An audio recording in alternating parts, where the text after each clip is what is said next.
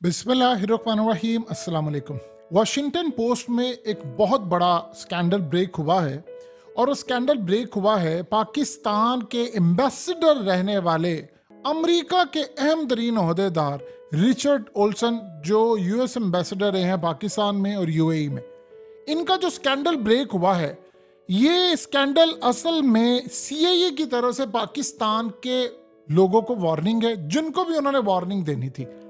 कि आपकी जो हैसियत है वो हमारे एक स्कैंडल की मार है। मूना हबीब जो आपकी स्क्रीन पर आ रही हैं, ये असल में पाकिस्तान के अंदर जो अमरीकी सफ़ीर था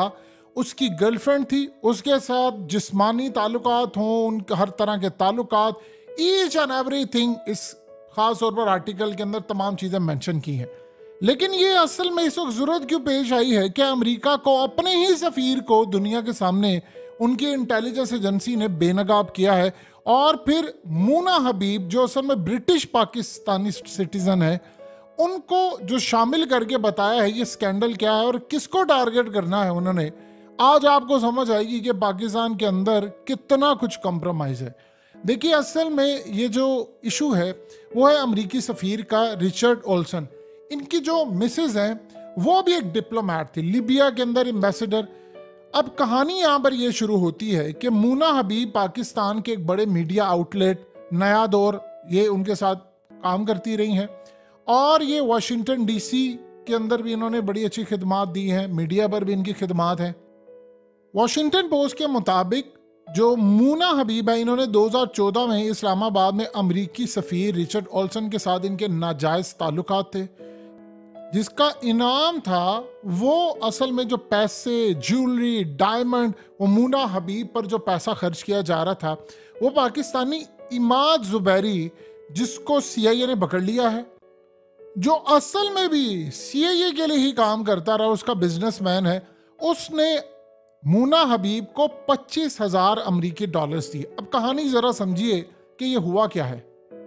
ये जो अमरीकी एम्बेसडर है, असल में इसका 34 साल का कैरियर था, और ये बड़े लेवल पर, यानी आप ये देख लें कि जब पाकिस्तान के अंदर एबटाबाद ऑपरेशन होता है तो उसके बाद कोई एम्बेसडर रहा होगा तो वो कोई छोटे लेवल का तो नहीं रह सकता।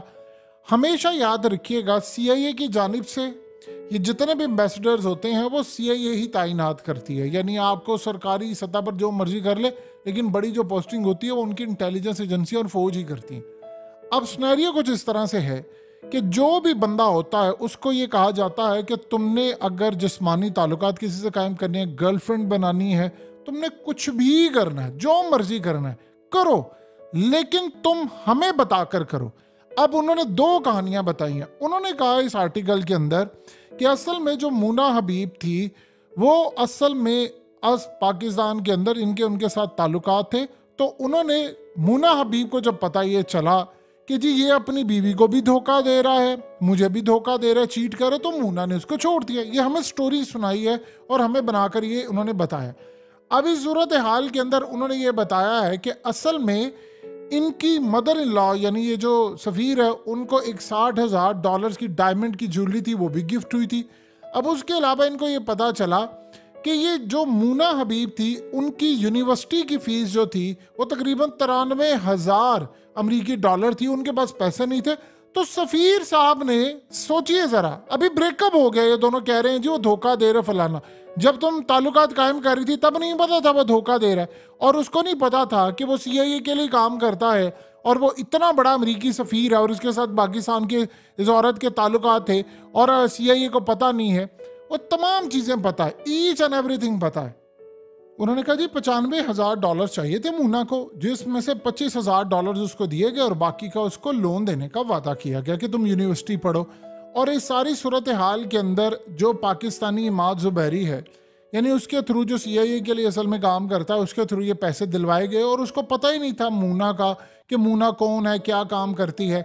अब इस सूरत हाल में जो उन्होंने काम लिया है, जिसकी वजह से ये सारा आर्टिकल जो उन्होंने लिखा है और वो सारी सूरत हाल बताई है कि असल में क्या था कि वहाँ पर चूँकि सीआईए को एक चीज़ होती है कि आपने अगर नाजायज़ भी ताल्लुकात कायम करने हैं, आप जिससे गर्लफ्रेंड बनानी है बनाए, लेकिन आपने इन्फॉर्म साथ साथ हमें करना है। तो उन्होंने कहा जी इसने इन्फॉर्म नहीं किया था, तो लिहाजा एक और भी सूरत हाल है कि $285 से ज़ायद का कोई भी गिफ्ट होगा तो वो आपको तोशा खाना में रखवाना है और आपको वो गिफ्ट की वैल्यू जो होती है फेयर वैल्यू के मुताबिक आप खरीद सकते हैं, तो इनके ऊपर चार्जेस लग रहे हैं। अब ये कहानी उन्होंने बताई है। चले अब असलियत की तरफ जाते हैं।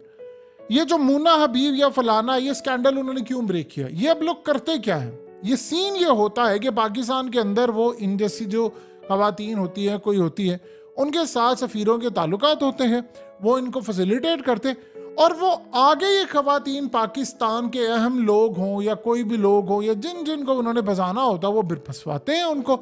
और असल में उनको पैगाम देना होता है कि देखो तुम हमारा अगर काम नहीं करोगे तो हम स्कैंडल ब्रेक करने जा रहे हैं। अब ये जो स्कैंडल ब्रेक किया है CIA की मर्जी के बगैर हो सकता है। हो सकता है कि अमेरिकी सफीर ने काम की सारी इंफॉर्मेशन किसके पास है, CIA के पास, तो CIA छुपा लेती कि भाई नहीं हमारे सफीर की बदनामी होगी। उन्होंने जानबूझकर किया। यानी ये असल में कहानी है,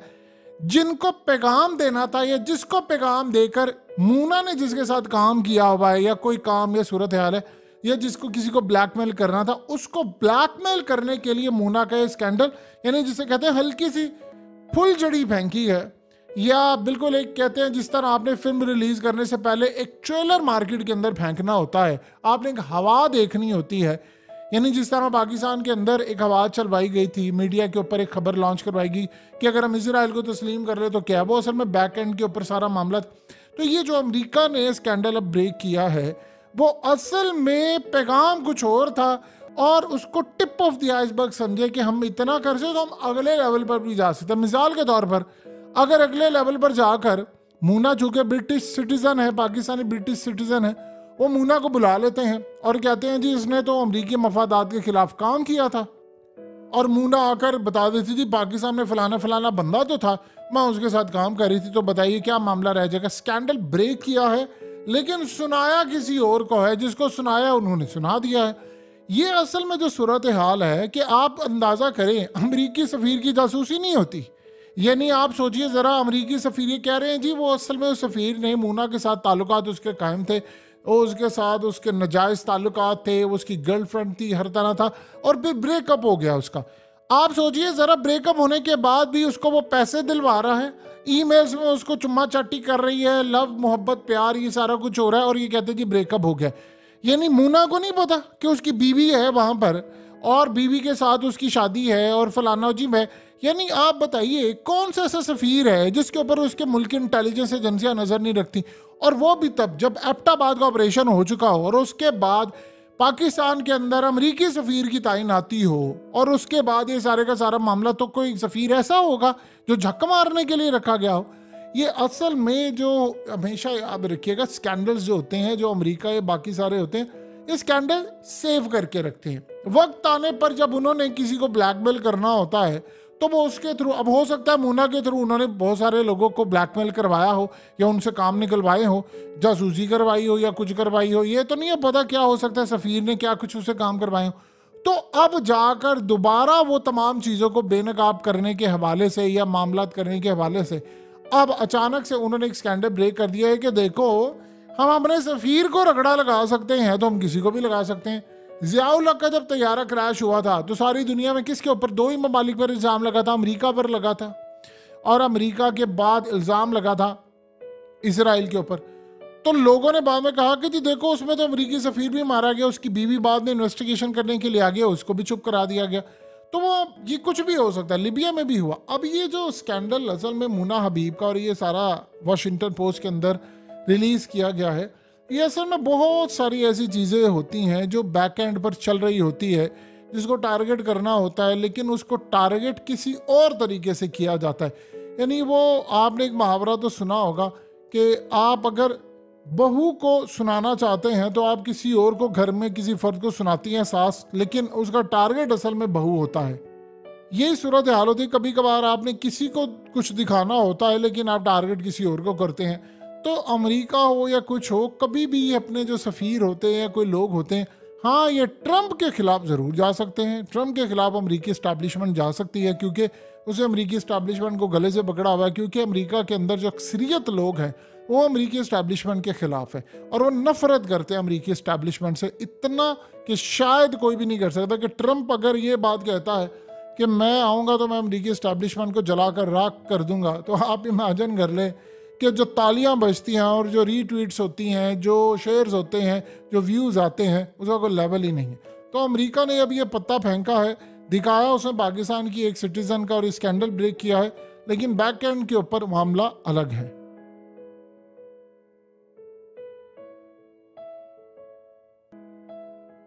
हकीकत टीवी को सब्सक्राइब करना मत भूलें, वीडियो को लाइक करें, शेयर करें और कमेंट सेक्शन में अपनी राय का इजहार ज़रूर करें।